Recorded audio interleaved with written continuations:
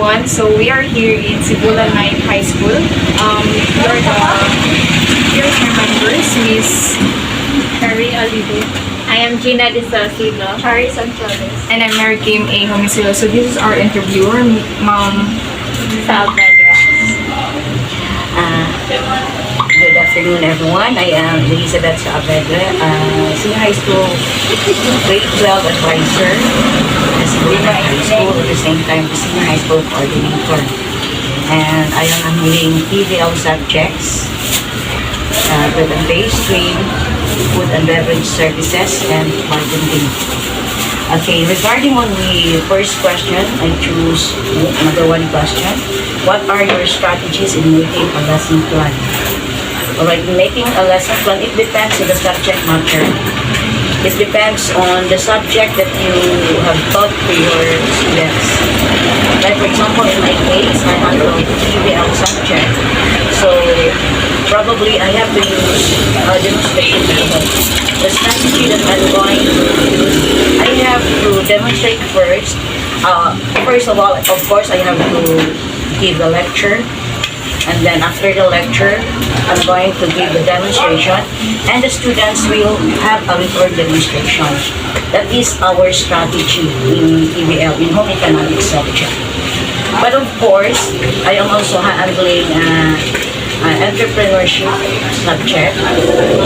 The style, the strategy that I use in my PVL is different from my entrepreneurship, because in my entrepreneur, I have to give a discussion method, I have to give a lecture, and then I have to ask questions to my students, and then also evaluation. I have to give evaluation to assess them whether they have understand my lesson.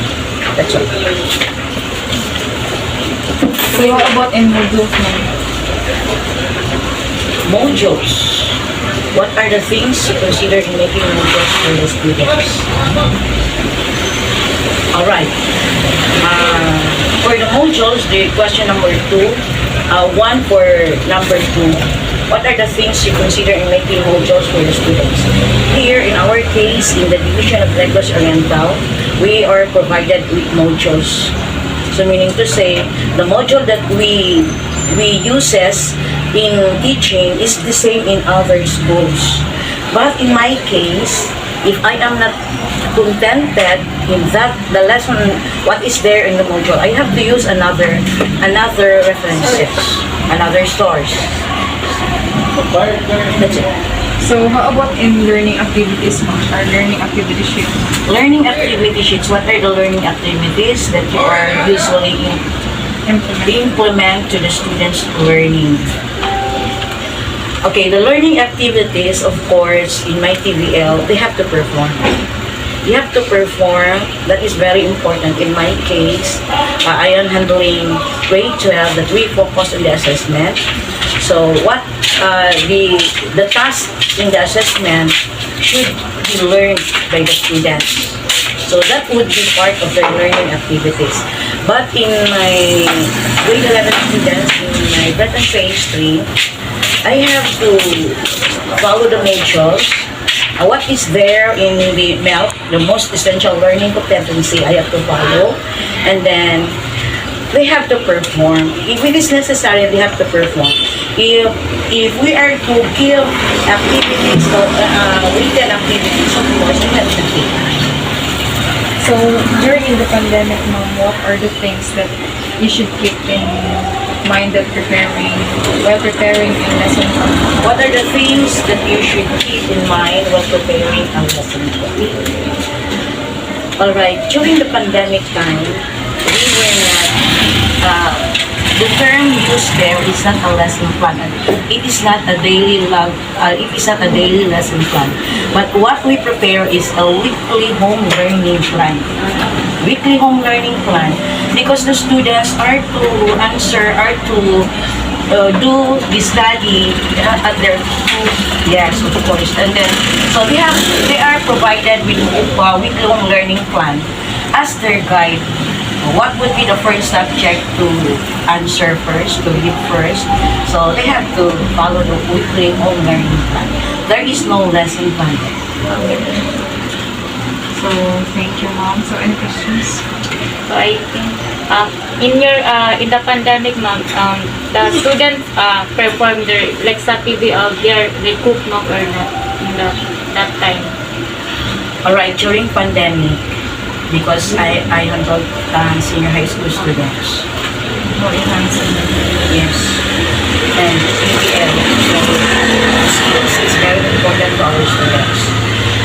In my grade 11 students, of course, they have to have the video presentation on how to prepare bread making. And then in my grade 12, they are having a video presentation on the foyer bartending. They perform bartending. But during the immersion time, we were not allowed to bring our student in some industries. So what we did in our immersion, we hold the students in our classroom for the immersion. And that was the time that we performed personally. Thank you so much, ma'am. So I think that will be all. So much for your time, ma'am. Okay, you're Thank you so much. Career students from University College of Future Education. So we're here today because we are going to conduct an interview. We're asking a small time with you, sir, to conduct an interview to comply in the compliance of our ED301 subject, sir, which is the teacher and the school curriculum. So, the first question, sir, is can all students use the curriculum? Before I answer your question, I would like to ask you, how do you understand curriculum? So, yes, sir. For me, based on my understanding about curriculum, curriculum is where the teachers can use it as a guide in teaching their students, sir, or in their teaching and learning classes, sir. Okay, so meaning the learners are not using curriculum to teach the teachers. Curriculum simply as a sequence of subjects or the different competencies that the learner should acquire. For the institution of it is junior high school, that would be 4 years. For the senior high school, a minimum of 4 years. So basically, we follow the curriculum set by the department. And during the pandemic, we have this opportunity for the most essential on living competencies. No? So that is again, that is the most essential learning competencies. We follow that one. There is what we call the budget per quarter, first quarter, second, third, and fourth. So that is because of the pandemic before. But this time, since we already have this full implementation of face-to-face classes, so still, no, we implement anyway, that is the most important learning competencies that our learners should acquire Of course, in relation to your question, so that's how we implement the curriculum. And we have to see to it that more or less, no, our learners once they reach 4th year or grade 10, then they will have that required learning or the skills that are required for the whole duration of the So with the senior high school, we also have the so-called the competencies that should be acquired by them for the duration of 2 years. Okay, so we try our best to give that to our learners. But then it is not why it depends on how the learners, the teachers, and the stakeholders, the community should work together for the learners to acquire the needed competencies that they should after junior high school or their senior high school. To ask is is the curriculum related to the learner's need or the situations right now? Is it fit to our situation and the needs of our learners? Is that what you are trying to ask? Is it practical that the learner should learn those different subject areas, or the competencies we are looking for? Anyway, when we do planning, we also gather data from the ground, from the learners, from the parents, so that they'll be able to implement some interventions.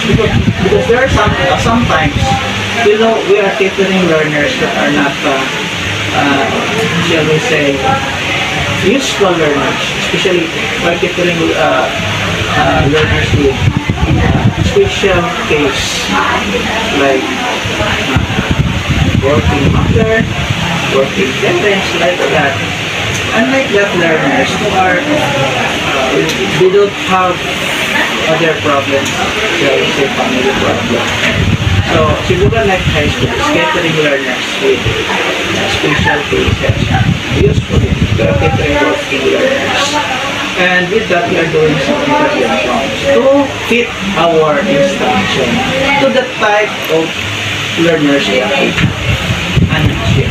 I think that is what you are asking for. No?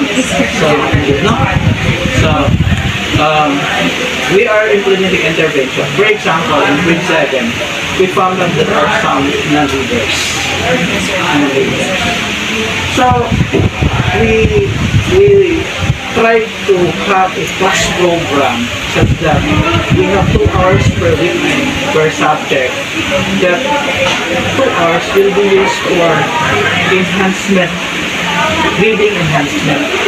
That is in relation also to the program of the division that is called healing. No? And at the same time, Lent. Yeah. So, we try to enhance the reading ability of our learners, especially grade 7, because that is the result of the pandemic. Because of the pandemic, our learners, we wanted to teach them that they are different. It's very difficult to communicate. And that's why, as a result, we have this collateral damage, and that is called, we have non-readers. But in the higher grade, we don't have problem in that. Only grade 7. And some coming from grade 8. But majority from grade 7. But the higher grade level. Okay? So we divide, we also have this so-called numeracy, because some of them are also having difficulties in numbers. So, literacy for the reading problem and numeracy for those learners who have difficulty in numbers and subjects.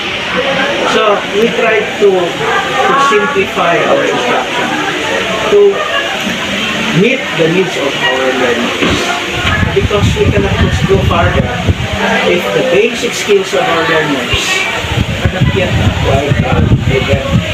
We have to have the basic skills before we go farther. Okay? So that's how we fit curriculum to the needs of our learners. That is your suggestion. Thank you so much. Thank you for your time, sir. Okay, thank you very much for coming. That's all, sir. I hope one way or another, I also help you. Yes, Please sir. do something to edit the video. Yes, sir. And make it